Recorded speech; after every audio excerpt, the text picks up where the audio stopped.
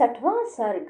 शतानंद जी कहते हैं, श्री राम साक्षात चांडाल के स्वरूप को प्राप्त हुए राजा त्रिशंकु के पूर्वोक्त वचन को सुनकर कुशिक नंदन विश्वामित्र जी ने दया से द्रवित होकर उनसे मधुर वाणी में कहा, वत्स इक्ष्वाकु कुल नंदन, तुम्हारा स्वागत है। मैं जानता हूँ तुम बड़े धर्मात्मा हो। नृप प्रवर, डरो मत, मैं तुम्हें शरण दूंगा। राजन, तुम्हारे यज्ञ में सहायता करने वाले समस्त पुण्य कर्मा महर्षियों को मैं आमंत्रित करता हूँ। फिर तुम आनंद पूर्वक यज्ञ करना। गुरु के शाप से तुम्हें जो यह नवीन रूप प्राप्त हुआ है, इसके साथ ही तुम सदैव स्वर्ग लोक को जाओगे।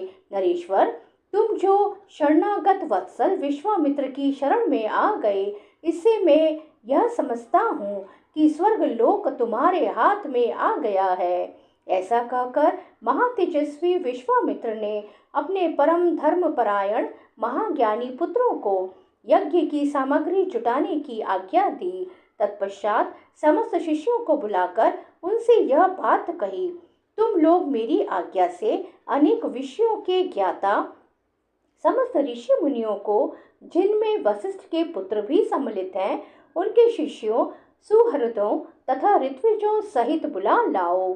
जिसे मेरा संदेश देकर बुलाया गया हो, वह अथवा दूसरा कोई यदि इस यज्ञ के विषय में कोई अवहेलनापूर्ण बात कहे, तो तुम लोग वह सब पूरा मुझसे आकर कहना।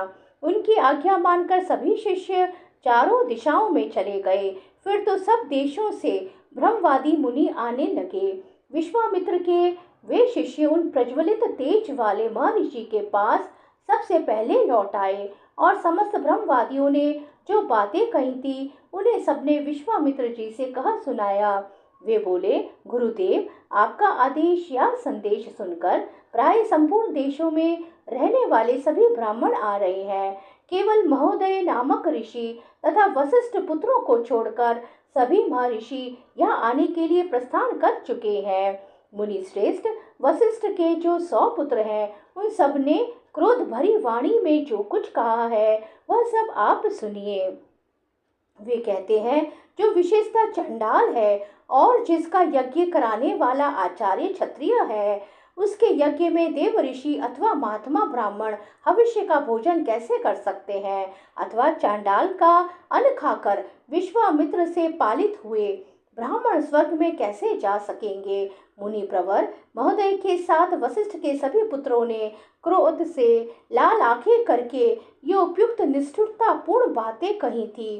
उन सबकी बात सुनकर मुनिवर विश्वामित्र के दोनों नेत्र क्रोध से लाल हो गए और वे रोष पूर्वक इस प्रकार बोले, मैं उग्र तपस्या में लगा हूँ और दोष या दुर्भावना से रहित हूँ, तो भी जो मुझ पर दोषारोपण करते हैं, वे दुरात्मा भस्मीभूत हो जाएंगे, इसमें संशय नहीं है।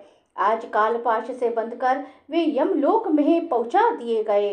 अब ये 700 जन्मों तक मुर्दों की रखवाली करने वाली, निश्चित रूप से कुत्ते का मांस खाने वाली मुस्टिक नामक प्रसिद्ध निर्दयी चांडाल जाति में जन्म ग्रहण करें। वे लोग विकृत एवं विरूप होकर इन लोकों में विचरे। साथ ही दुर्बुद्धि महोदय भी, जिसने मुझ दोषहीन को भी दूषित किया है, मेरे क्रोध से दीर्घकाल तक सब लोगों में निंदित, दूसरे प्राणियों की हिंसा में तत्पर और दया शून्य निषाद योनि को प्राप्त करके दुर्गति भोगेगा। ऋषियों के बीच में ऐसा कहकर महातपस्वी, महातेजस्वी एवं महामुनि विश्वामित्र चुप हो गए। इस प्रकार श्री वाल्मीकि निर्मित आर्ष रामायण आदि काव्य के बालकांड में 59वां सर्ग पूर्ण हुआ।